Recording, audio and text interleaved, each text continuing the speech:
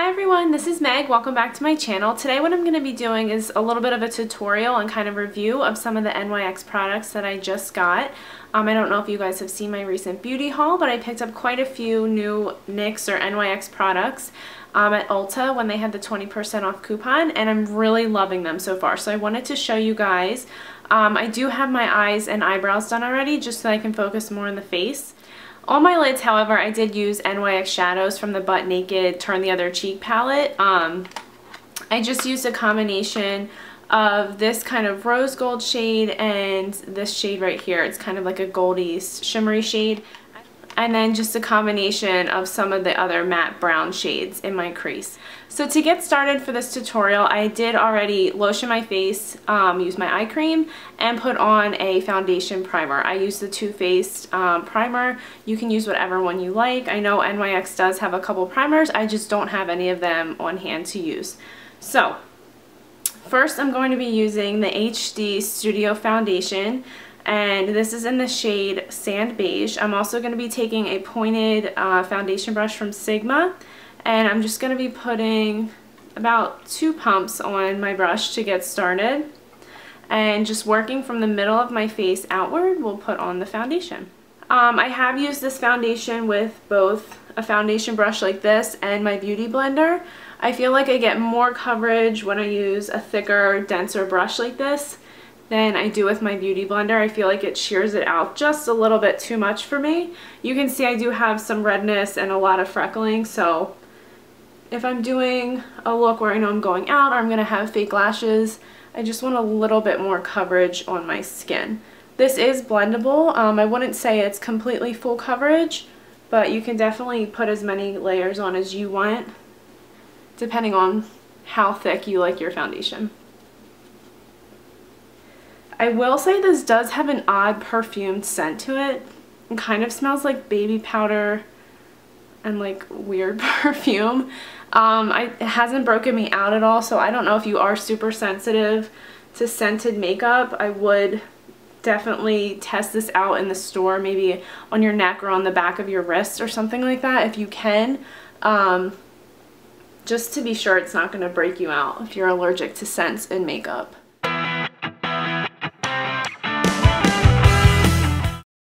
So you can see that's 2 pumps. It does give good coverage. You can still see my freckles and some redness. So it's not 100% full coverage. I do like it though. It's great for day-to-day wear.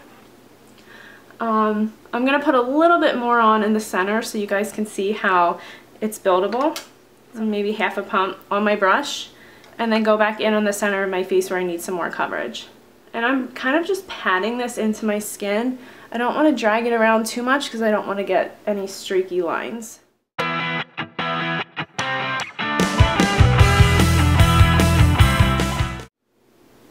Alright, so while that sets, I'm going to go ahead and do my concealer underneath the eyes. And for that, I'm using the HD Photogenic Concealer, and this is in the shade Light.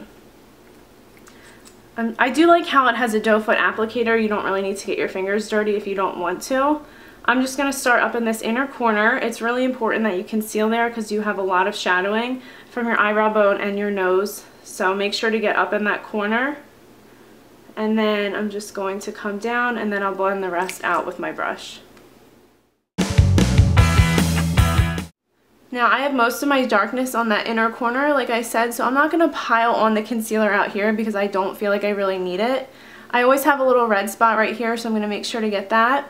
And then whatever's left over on my brush, I'll blend out. So my favorite blending brush for my concealer is this Real Techniques finishing brush. And I'm just going to pat this into the skin.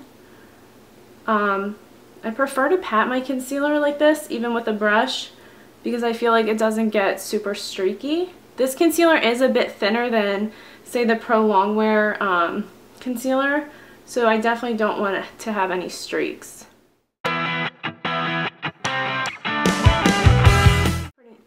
So as you can see, that gives pretty good coverage. That's perfect for me. I don't need, you know, super full coverage concealer on a daily basis.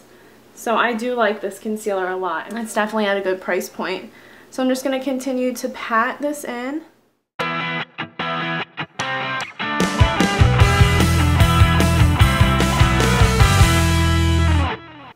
So you guys can see now that's just the foundation and the concealer. Okay, so now I'm gonna let that stuff set on my face for a minute. I just want to talk to you guys about the NYX Wonder Pencil. I didn't get the chance to show you what it looked like. It is just a nude colored pencil. So you guys can see this is the swatch of the pencil, and I have the light one. I use this in my waterline, and I also used it as a brow bone highlight and just blended it out with a brush. So I'm really loving this pencil. I think it's great for multiple things. It's perfect for the waterline. I have used this before and it hasn't irritated me. You know, you just always want to be careful with that. If you have allergies to makeup and stuff like that, just be careful to put it in your waterline. Okay, so I'm just going to use one of my MAC face powders just to settle this because I don't have an NYX powder. But you can use, you know, any powder that you guys like that matches your skin tone. Or you could even set with a translucent setting powder. Okay, so next up on the NYX list, I have the matte bronzer. You guys can see that's the color. I'm going to be using this in place of where I would use my Bahama Mama bronzer. And to put that on, I'm just using an angled white haired brush. And just tapping that in, shaking off the excess, and then I'm going to start in the hollow of my cheek and just start blending this out.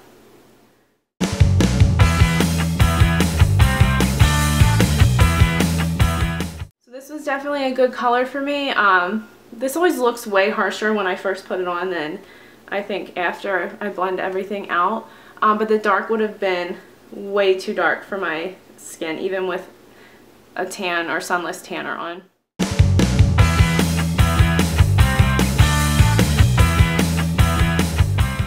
Now I'm just going to go ahead in with a duo fiber brush and blend everything out to make sure I don't have any harsh lines.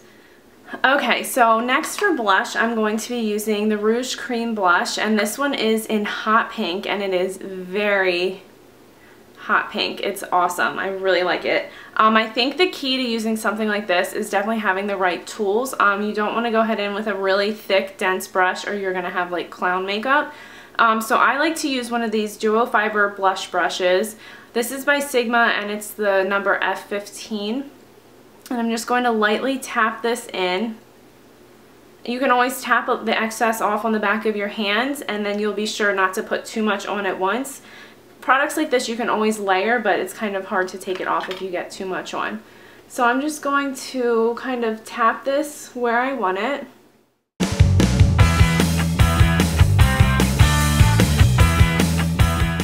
And then wipe any excess off on the back of my hand or a towel, and then just continue to blend. So after you blend it out, this is optional, but anytime I use a cream product, I like to set it with some sort of powder. I'm just going to be taking a regular little MAC blush brush. I think this is the 109, and going into this shade right here, just a little bit of that pale pinkish color, and I'm just going to be using that to set the blush, which I think will give a really pretty finish and increase the longevity of your makeup. Okay, so after you have that powder on, you definitely want to go back in with either a clean brush or your duo fiber brush or your powder brush and just make sure that everything is blended out. I'm just going to be taking this MAC pointed highlighting brush, and this palette comes with 3 different highlighters, and I'm just going to be taking this one on the end. They're not too like pigmented in the color, but they will definitely give you a shimmer. So you could really use any of them. And I'm just going to pat this on the cheekbone just to give me a little bit of a highlight. They're not very intense. It's not as pigmented as like the Mary Luminizer is. Okay, so now to finish off the look, I'm going to be using the Extreme Lip Cream in the color Candyland.